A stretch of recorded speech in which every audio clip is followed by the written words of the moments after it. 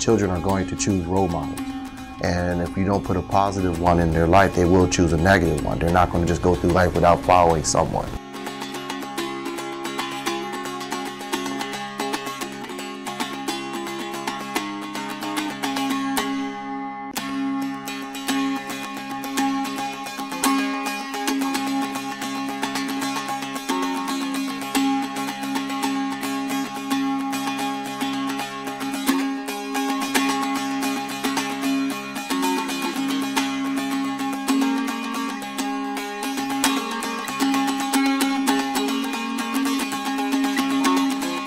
Had an urge, the past couple of years to do something, volunteer somewhere, and coincidentally, Big Brothers stopped in. I own a restaurant. They stopped in and was talking about a program and said they're looking for males, and figured I can dedicate the time to do it, so I was willing to do it. It's a really rewarding experience, and to see the joy that you bring to a little, and the joy you bring to a little's mother, and satisfaction is just unbelievable. And I think until you experience it, it's hard to realize what satisfaction it is. I've learned also to have a great time with a young kid, and we really look forward to the weekends we spend together. This is much fun for me as it is for you, I hope. Yeah, it is. Good. I go to law school, so it's a good excuse to quit studying and play Legos for a couple hours and have a study break, so it's a lot of fun for me. Derek is very easy to please. It doesn't require a lot of effort to try to plan activities. It just sort of happens, and it's a lot of fun. It's really not a huge time commitment. You can do as much as you want, or you can be very manageable too. And we just usually work it out between ourselves and Derek's mom, and we have no trouble finding times, and it's very flexible, and things can change at the last minute, but it's usually not a problem at all to find time here and there to get together and hang out.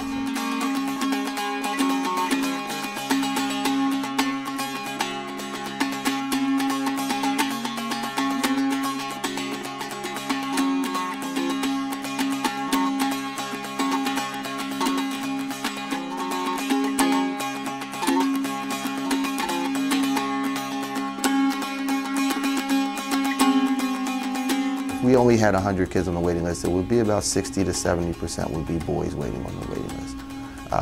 Not because they're in any trouble of any sort, we don't have the men knocking on the door, and we desperately need them. Our evidence show that a lot of men believe that there's a father figure that's going to eventually come back into a child's life, or some of the men believe that they will let the child down. They don't want to hurt them. And what would you do with the child? That's a big issue with men. And that's why we try to always elaborate on how easy it is and incorporating them in your everyday life. So if you're going to the store, you take them to the store with you. If you're going to wash your car and just go through the automatic car wash, you just go right into the car wash with them, simple things like that. Usually we just build stuff out of Legos. We hang out for a while, do homework, practice math. Lately practicing a lot of trumpet, right? Getting pretty good. We juggle the time around, but it's really not that much time. And the time I do spend, it's well worth it. Is it a constraint on your schedule? Can you manage the time? Yeah. Yeah. Gareth is like a father to me, and it would be sort of like a good thing to sort of pass down like a generation of doing it. I think some people get worried and scared that it is a lot, but it really isn't, and we try to get together every week, if not every other week, and we spend a few hours together, and maybe even go out just for pizza, spend an hour together, but at least you still have that interaction and time together, but the commitment is not a burden, something I look forward to. We do whatever I would do anyways, play basketball in the afternoon, and it's simple much time commitment.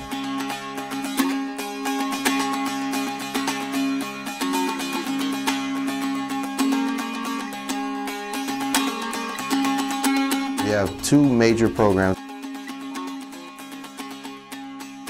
Once you're matched with the child, you can take them anywhere. You can take them out of town, you can take them, out in the community and things like that.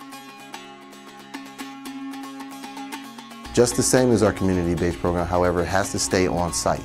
So if you're matched with a child at the local elementary school, you only see them on that property. So Either it could be lunch, recess, if they serve breakfast, if the child is in a band or a chorus or plays on a Little League sport that is held on the property of the school, you're welcome to go see them there.